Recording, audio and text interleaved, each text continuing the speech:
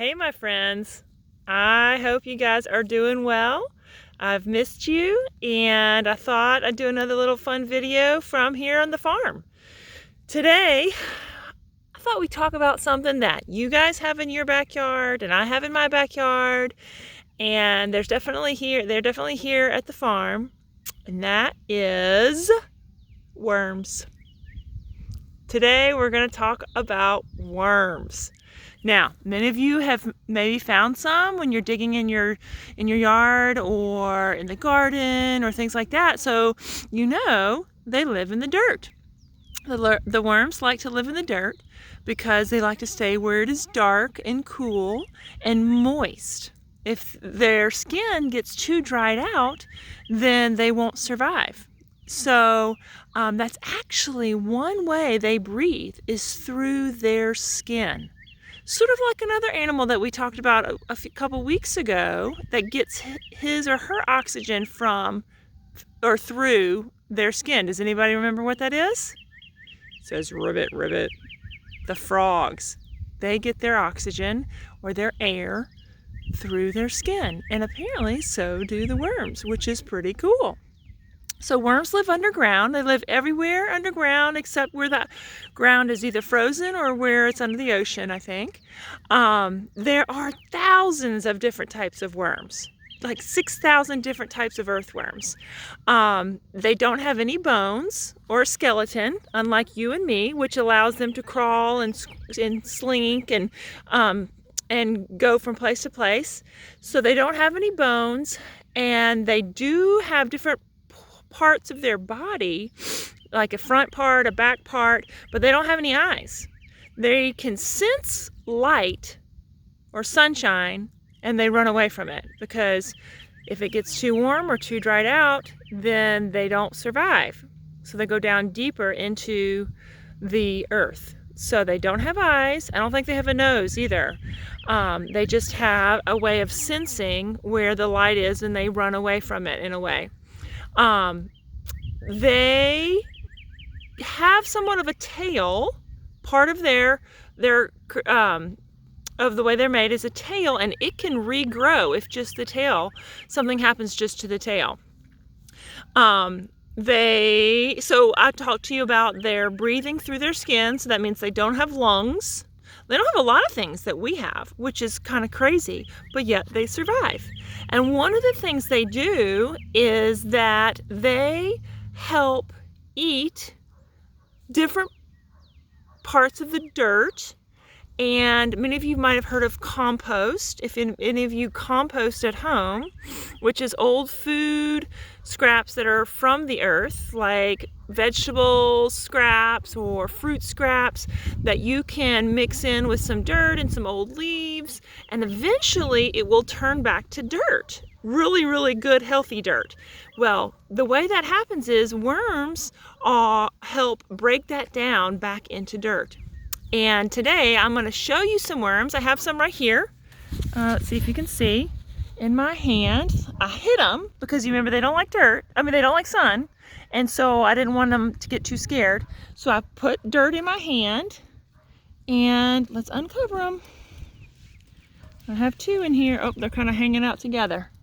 Can you see them? No, worms aren't going to hurt you. You can play with worms. There we go. You can play with worms, but you have to be very gentle because they can get squished easily. And you can find worms and put them in your garden. Look at him, he's wiggling around because I don't think he likes all that sunshine, so I'm going to cover him up a little bit.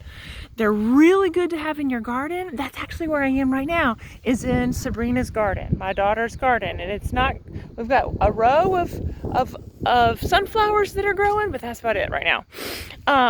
So anyway, I just was digging with my shovel, and I found these worms here in the garden, which are great. And I'm going to show you how to start your very own worm farm. Okay, that's pretty cool. I'm going to hold on to my worms and put them right here where I won't lose them and where they're out of the sun.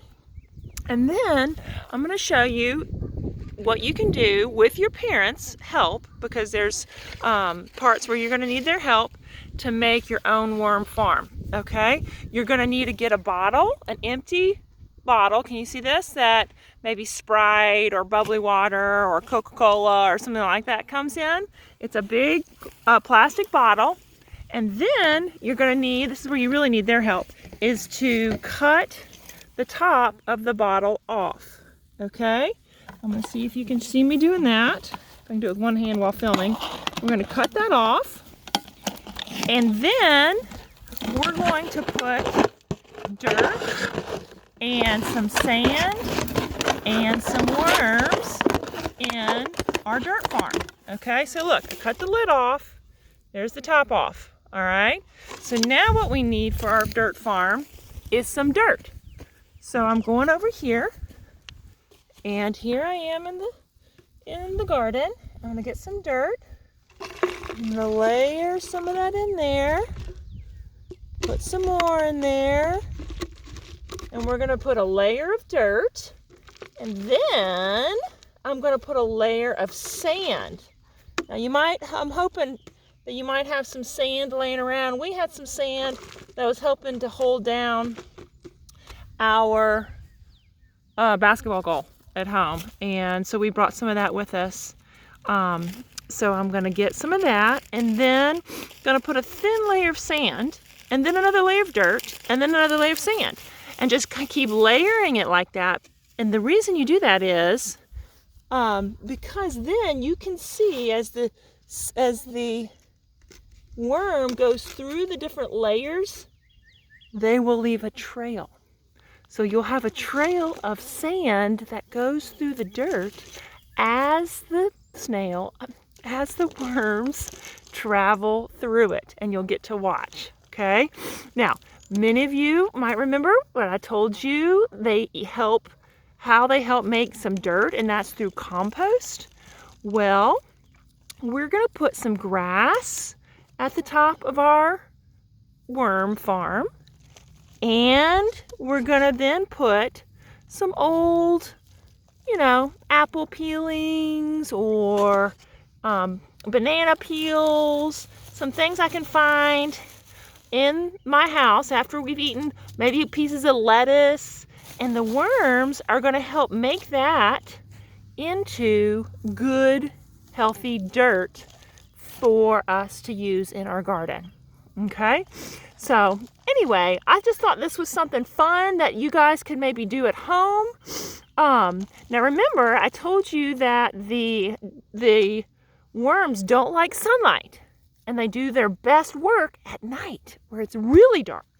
So if you would keep your worm farm somewhere where it's dark, or put a dark piece of paper around it while it's working, you can take it out and look at it at times, but keep it dark for the most part, and it will encourage them to get active and get busy and do their thing, which is to make that dirt into good dirt for a garden. Okay, I'm going to show you what I have. See if it's going to look okay. All right, there's my worm farm. See, I've layers of dirt and sand and dirt and sand, and now I'm hoping I can find my little worm friends. Here's one. Here they are. And I'm going to put them, oops, he started to go back down into the dirt, which I don't blame him. Here he is. I'm going to put him in my worm farm, and he's going to make his way down to the bottom and help make that into his own little home. Now, remember, I'm going to put some grass on top, and I'm going to put the vegetable peelings that I get from the house. But I'll let you know how it goes, and I hope that you guys make one at your house, and you can watch them through the bottle. You can see the trails of the sand to see if they've gone through it from the top to the bottom. And you can do all sorts of things with worms. You can look at them, you can observe them. That means look at them and notice how what they look like and how they act. You can make some out of Play-Doh, you can make some out of mud, you can make some out of a string and Cheerios, you can make some out of beads and a pipe cleaner. Anyway, there are lots of fun ways you can make worms, and play with them. But be gentle with them because, you know, they're small, they're delicate, and we need them for our good earth. I love you guys, and I will talk to you soon. Take care.